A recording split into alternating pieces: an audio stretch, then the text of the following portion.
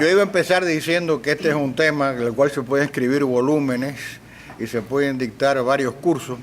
Así que dije, bueno, en 20 minutos no puedo hacer mucho excepto dar algunas ideas prácticas y algunos conceptos. Ahora que tengo 30 minutos, pues a lo mejor puedo dar alguna idea más.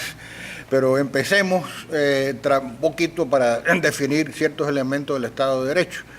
Pues el Estado de Derecho básicamente es un sistema en que leyes son las que gobiernan y no hombres, ¿no? Y eso lo dijeron los fundadores de este país, gobierno de leyes y no de hombres. Y ahí tenemos que ver qué cosa es la ley filosóficamente, ¿no? La mejor definición que yo conozco es que es una ordenación de la razón dictada por una autoridad legítimamente constituida y hecha para el bien común. Si le faltan alguna de esas características, podrá ser ley positiva, pero filosóficamente no es ley y por eso tenemos tantas leyes injustas contra las cuales se rebelan los pueblos. Luego tenemos que ver dentro de la ley qué cosa es el derecho. Si hay leyes justas, una buena definición del derecho es que es un interés jurídicamente protegido. Y es cierto porque nuestro derecho de propiedad de nuestra casa es un interés que está protegido por la ley, jurídicamente protegido. Y una vez que tenemos ya esos elementos, podemos pasar a pensar en el Estado. El Estado, mucha gente piensa que es una cuestión automática. En realidad, el Estado es una entelequia jurídica, es una ficción jurídica, y el Estado, pues, está compuesto de hombres. Y, como dijo Madison en sus comentarios cuando se hizo la Constitución Americana, pues el Estado es el gobierno, y si los hombres fueran ángeles, decía Madison, no necesitaríamos gobierno. Como no son ángeles, necesitamos gobierno. Pero el gobierno está compuesto de hombres que no son ángeles. Quiere decir que el poder tiene que ser controlado. Y sin control del poder tenemos un gobierno que tiende a la tiranía. Mucha gente piensa que el Estado es una máquina automática. No hay que pensar en eso. El ciudadano tiene que estar constantemente arriba de que el Estado funcione bien.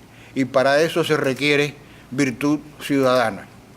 Decía Alexis de Tocqueville, el gran filósofo francés que viajó por los Estados Unidos a mediados del siglo XIX, que América es grande porque es buena, porque veía la dedicación del ciudadano a cooperar en muchas cosas. Sin virtud ciudadana no hay Estado de Derecho. Porque si todos los ciudadanos dicen, el que manda burla las leyes, y si él lo hace, yo también, entonces estamos en una situación que vamos al caos rápidamente, y hay una sociedad totalmente disuelta. En buena parte, yo creo que eso es lo que está pasando en Cuba, y en muchos países que caen en ese sistema. De modo que, una vez que tengamos estos conceptos claros, vamos a ver el ciudadano, el hombre dentro del Estado de Derecho. ¿Y qué quiere la persona? A mí siempre me ha gustado mucho la definición de Santo Tomás de Aquino sobre qué cosa quiere la persona. Y él decía que el ser humano aspira a 4 cosas: a conservar su ser, a conservar la especie, a vivir en sociedad y a conocer la verdad. Y a medida que desarrollemos esos conceptos, veremos que son la base de lo que llamamos hoy en día derechos humanos. Porque conservar su ser, obviamente, pues ahí tenemos que todas las leyes respetan la integridad física de la persona y está penado la agresión física, la muerte, el asesinato, todas las demás cosas que conocemos. Eso es respetar el ser, y las leyes protegen a los individuos contra intrusiones abusivas contra ellos. Conservar la especie, todas las legislaciones han protegido la familia, que es la base de crear la especie. Por ejemplo, otro día veía yo el caso terrible del ocaso demográfico de Rusia. Rusia, en la forma que va, tiene 120 millones de habitantes. En 20 años va a tener menos de 90. Porque ha tenido un sistema de aborto sistemático que ha llevado al señor Putin a dar primas por tener hijos. Inclusive hasta ha hecho una cosa un poco ridícula. Hay un día que le llaman el Día de la Concepción, y si la señora concibe en ese día, hay una prima, hay una especie de prima sobre eso. De modo que el Estado de Derecho protege a la familia porque tiende a conservar la especie. Luego tenemos el otro objetivo, que es vivir en sociedad. Vivir en sociedad implica que el Estado de Derecho tiene que proteger la propiedad que le permite al individuo desenvolverse en sociedad, tiene que proteger el derecho de libre petición a las autoridades, el derecho de reunirse libremente sin obstáculos por la autoridad pública, el derecho de asociarse para cualquier fin legítimo, y eso es vivir en sociedad. Y luego tenemos la aspiración del hombre de conocer la verdad. Bueno, conocer la verdad significa que tenemos derecho a la libertad de información, libertad de prensa, libertad de escribir, libertad de educar, libertad de pensar. Esas 4 bases del hombre las tiene que proteger el Estado de Derecho. Y esas aspiraciones solamente se pueden llegar cuando hay un control del poder. El poder tiene que estar dividido y controlado. En realidad, solo hay 2 sistemas políticos, a mi entender: los que concentran el poder y los que diluyen el poder. Los sistemas políticos que concentran el poder, llámese como se llamen, el ismo que le quieran poner, conducen a la tiranía. Los sistemas políticos que diluyen el poder provocan la libertad o conducen a la libertad. A mí siempre me gusta citar unas palabras del padre Varela, fundador de nuestra, digamos, de nuestra independencia, por lo menos desde el punto de vista intelectual, y en su libro Cartas al Pidio decía una verdad muy grande, y voy a citarlo: por más protestas que hagan los gobernantes, el placer de mandar es una miseria de la naturaleza humana de la que no pueden librarse. Los buenos gobernantes son unos hombres justos que resisten y vencen una tentación muy poderosa, y son muy raros para desgracia del linaje humano. La generalidad de los mandarines, si no son tiranos, desean serlo. He aquí porque he dicho que la tiranía es el ídolo de casi todos los gobernantes. Y por muy bueno que sea la persona, hay una cosa cierta: el poder tiende a expandirse, y el poder hay que controlarlo.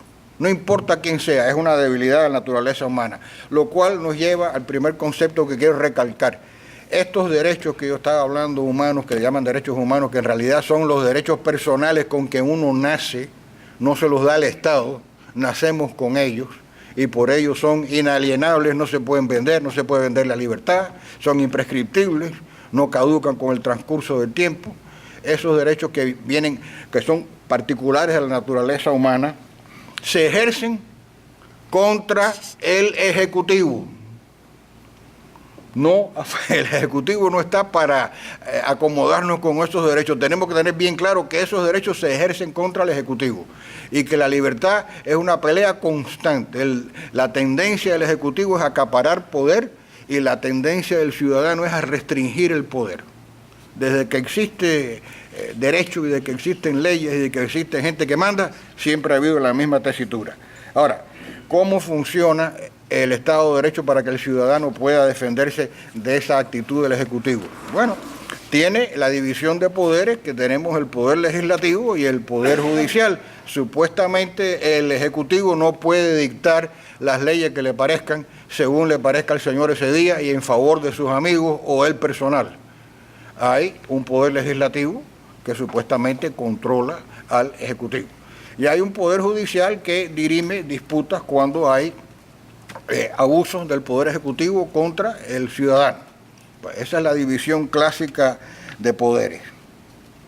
Pero esta división clásica de poderes que siempre ha existido, y solamente Montesquieu la explicó un poquito mejor, y digo que siempre ha existido porque en una tribu pues existía también un consejo de ancianos que era más o menos el poder legislativo, ¿verdad? Y existía alguien que era un juez, solo que ahora lo hemos puesto de una forma un poquito mejor. Pero yo creo que hoy en día esta división de poderes clásica está en crisis. Yo voy a tocar eso bastante. Y digo que está en crisis porque la hipertrofia del Estado moderno ha hecho muy difícil manejar el asunto. Y el ciudadano que está bombardeado por soundbites constantemente, mucha información que es irrelevante, superficial y francamente estúpida, porque se ven en los programas que se pierden horas y horas en temas triviales, cuando hay temas muy profundos que se pasan por encima.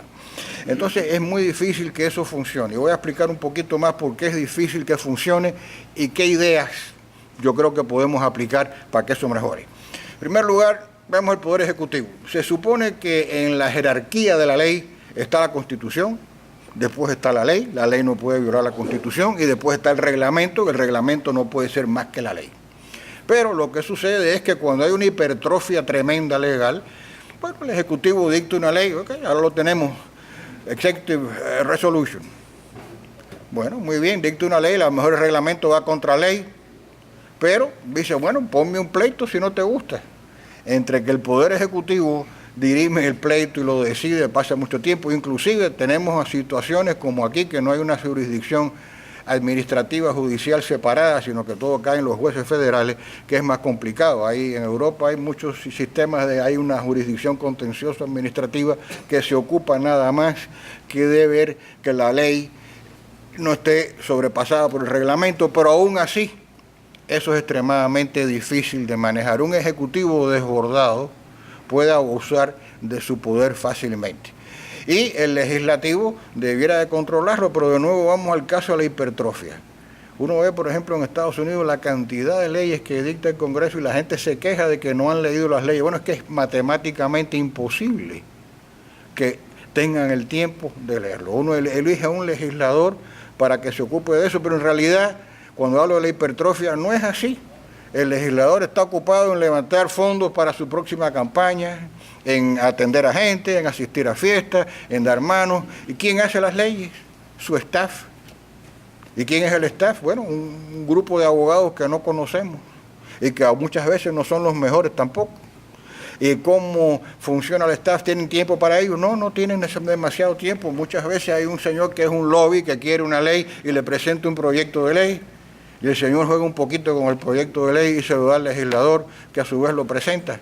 De modo que tenemos también un poder legislativo abrumado y en muchas cosas condicionado y modificado. Y luego tenemos el Poder Judicial. Bueno, el Poder Judicial tiene que tener una independencia absoluta y además de eso tiene que tener seguridad en el cargo, o sea, que sea inamovible.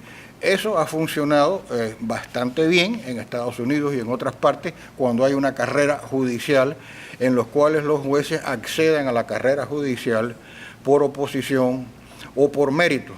Cuando los jueces empiezan a acceder a la carrera por conexiones políticas o porque son electos, ya las cosas se empiezan a complicar porque hay que hacer campaña política y hay que recoger dinero y entonces las decisiones empiezan a complicarse también bastante. De modo que les estoy explicando cómo el Estado de Derecho hoy en día, como estamos viviendo en él, está acosado por muchas partes. Y si vamos a pensar qué va a pasar en Cuba, yo creo que tenemos un chance de hacer algo nuevo, algo diferente. Yo he estado meditando en cómo se puede hacer algo de eso. En primer lugar, veamos el Ejecutivo. Bueno, el Ejecutivo hoy en día, cada vez que llaman a un caballero de esto a que comparezca a una comisión de la Cámara, yo empiezo a reírme. Porque yo he trabajado toda mi vida en la empresa privada, como banquero, tenía un presupuesto. Si no cumplía mi presupuesto, pues trimestralmente tenía que dar cuenta, ¿ok? Se comparaba el actual contra el presupuesto y si me salía del asunto y no estoy haciendo lo que dije que voy a hacer, tengo un problema. No, aquí tenemos un ministro que se aparece ahí y nadie le pregunta, oiga, ¿cuánto ha gastado usted el mes pasado? Te dijo que iba a tener 14 empleados y tiene 140. Te dijo que iba a gastar 8 y ha gastado 24. Te dijo que iba a hacer A, B y C y no ha hecho nada, ni siquiera X, Y y Z. Entonces, no hay un control efectivo. Ahora, se puede hacer un control efectivo con la informática que existe hoy en día y llegar y forzar al Ejecutivo a que dé razón de lo que está haciendo. Una de mis ideas en un proyecto que yo elaboré sobre reforma a la Constitución del 40, y lo que puse en la Constitución del 40 es añadirle al Tribunal de Cuentas una auditoría de gestión. O sea, el ministro tiene que dar cuenta trimestral de lo que está haciendo y hay una auditoría de gestión que está viendo si se cumplió o no se cumplió. Y si el personal que usted tiene es el que usted dijo que iba a tener y si está haciendo lo que tiene que hacer. Entonces podemos empezar a exigir en una forma sistemática e inteligente lo que está pasando. Igual pasa con el problema de las regulaciones excesivas. Yo creo que debiera haber un sistema en que si el funcionario en una forma repetida excede y contraviene la ley, debe tener una multa importante. Y entonces la gente empieza a tener cuidado de qué cosas es lo que voy a escribir. No puedo escribir lo que me parezca exclusivamente, sino lo que tengo que hacer. Entonces tenemos que incorporar sistemas de control del Ejecutivo. Igual pasa con el Legislativo. A mí francamente me molesta bastante en las elecciones que llega fulanito de tal y le cuenta a uno lo que voy a hacer. No, a mí no me interesa lo que usted me diga que va a hacer. Me interesa primero lo que ha hecho. Y entonces yo quiero ver un currículum de ese señor, a ver qué es lo que ha hecho. Si yo voy a contratar a una persona, a mí no se me ocurre decirle, oiga, cuénteme lo que va a hacer. Lo primero que le pido es su resumen y quiero ver qué ha hecho y quiero chequear con su empleador a ver si lo hizo bien o si usted es un cantamañana, como dicen en España. A ver, no, pero hoy en día no tenemos nada. Fulanito promete, Mengano promete, tiene dinero para poner anuncios en la televisión, soundbites, confunde a la gente, voten por mí. Bueno, es una forma absolutamente absurda. Yo creo que a cada legislador hay que exigirle que publique un currículum vitae detallado de lo que haga, y hay que exigirle a cualquier persona que tenga por lo menos 10 años de desempeño profesional, en lo que sea, en un oficio o una profesión. No me interesa si usted es carpintero, electricista o filósofo. Si usted es un gran carpintero y lo ha hecho por 10 años muy bien, y es un señor estimado en su profesión, seguramente que puede usted aportar algo a la legislación. Igual pasa con el filósofo, con el electricista, pero tiene que haber algo a lo cual la gente pueda llegar. Y no el problema clásico que tenemos en todas las constituciones. Si usted tiene 21 años y es ciudadano americano, ciudadano cubano, ciudadano español, ya usted puede acceder a la Cámara. No, absoluto. A ninguno de nosotros se nos ocurriría contratar a un muchacho de 21 años. Mire, le voy a dar un puesto importante. ¿Y usted qué ha hecho? No, yo nada, pero tengo 21 años y soy americano. Bueno, pero así es como están organizadas las cosas. Y después nos quejamos de que no funcionen. Bueno, y de nuevo, vamos ahora al sistema judicial. Yo no creo que pueda haber jueces electos en gran parte.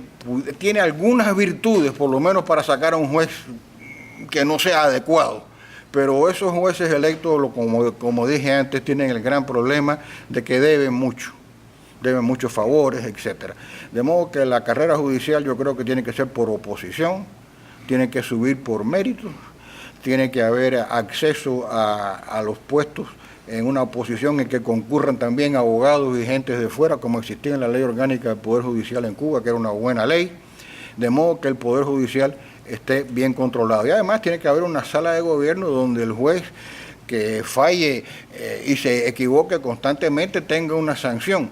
Por ejemplo, aquí hay cortes de apelaciones que el Tribunal Supremo les echa abajo en una forma prácticamente sistemática, cosa que hace, y no hay sanción. Entonces debiera de haber una sanción para el juez que sea incompetente en su cargo. Todo lo que estoy diciendo es que el sistema de Estado de Derecho es una cosa que es un complemento. Tiene que funcionar todo como una máquina bien aceitada. Si los elementos de los poderes no funcionan y hay todos estos problemas que tenemos, podemos hablar de Estado de Derecho, pero es una entelequia. Y para además, otra cosa, el ciudadano tiene que estar volcado a vigilar la libertad y a demandar que el Estado de Derecho funcione. El ciudadano tiene que mirar alrededor y darse cuenta de por dónde van las cosas. Y estar arriba del asunto de la libertad, no hay duda que hay que pelearla día a día porque la tendencia del poder, repito, es expandirse y no rebajarse. Y sobre esto tenemos que ver qué cosa es un buen gobierno dentro de ese Estado de Derecho. Un buen gobierno pues es el que respeta ese equilibrio que he descrito y trata de hacer que las leyes hagan funcionar mejor al Estado de Derecho y den oportunidad al individuo de desarrollarse al máximo. Eso es lo que tiene que hacer un buen gobierno, desarrollar a su población y no poner obstáculos, y no crear más obstáculos. Cuando el gobierno se hipertrofia y está lleno de gentes y de amigos, ¿qué sucede? Que es muy difícil que el Estado funcione. Porque si usted llega a cualquier ministerio y empieza a colocar gente, la ley de Parkinson es cierta. Parkinson tenía una gran ley que decía, si usted tiene un cuarto donde caben 300 personas y usted pone 14 empleados, eventualmente el cuarto se llena. No importa, se va a llenar las 300 personas. ¿Por qué? Porque el individuo que quiere subir sabe que debajo de él, para subir en la burocracia, tiene que tener 4 cuadritos. Entonces yo pongo 3 cuadritos debajo de mí, el que tiene 3 cuadritos dice yo quiero 2 cuadritos y cuando vemos a ver tenemos una cosa enorme. Ahora, toda esa gente que puede ser gente muy buena y muy decente, son humanos. ¿Qué es lo que hacen? Bueno, pues se tienen que hacer algo y escriben regulaciones. Cuanto más regulaciones tenemos, más problemas tenemos. Y hasta que llega un momento en que es imposible. Los romanos muy inteligentemente dijeron hace 2000 años, plurima leyes, corruptísima república, multitud de leyes, república corruptísima. Y se referían precisamente a ese problema. De modo que yo sí creo que en Cuba, donde, como decía Pedro Corso, llegará un momento en que todo pase y tendremos un chance, una oportunidad de empezar de nuevo. Es posible que podamos hacer algo nuevo, no solamente empezar de nuevo, sino algo nuevo. Y pudiéramos incorporar un sistema verdaderamente equilibrado donde haya todos estos controles que nos fallan. Y reconozcamos que el sistema clásico de división de poder está en crisis, lo vemos en Europa, lo vemos en todas partes del mundo. Y voy a terminar con unas palabras del padre Varela, que las escribió pues hace casi 200 años y nos conocía muy bien, porque decía que el problema de los cubanos en gran parte era el vano deseo de figurar. No ha cambiado nada. Pero bueno, nos decía Varela lo siguiente, lo que más debe desearse en la isla de Cuba es que los hombres de provecho, los verdaderos patriotas se persuadan de que ahora más que nunca están en la estrecha obligación de ser útiles a su patria, que tomen parte en todos los negocios públicos con el desinterés de un hombre honrado, pero con la energía y firmeza de un patriota. No abandonen el campo para que se señoreen de él 4 especuladores y algunas chusmas de hombres degradados, que sin duda se animarán a tomar la dirección del pueblo si encuentran una garantía de su audacia en la inoportuna moderación de los hombres de bien. Y se refería entonces a la juventud que esperaba que pudiera coto a ese problema y nos decía que ellos son la dulce esperanza de la patria y no hay patria sin virtud ni virtud con impiedad. Muchas gracias.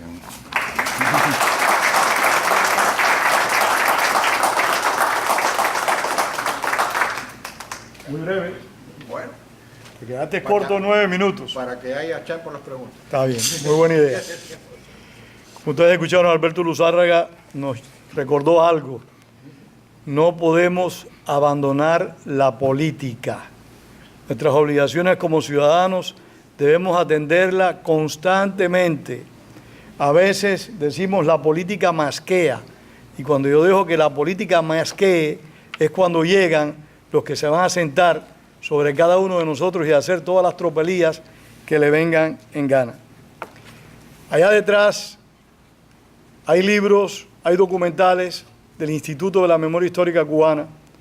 Si alguno los quiere adquirir, pues están esperándolos allí.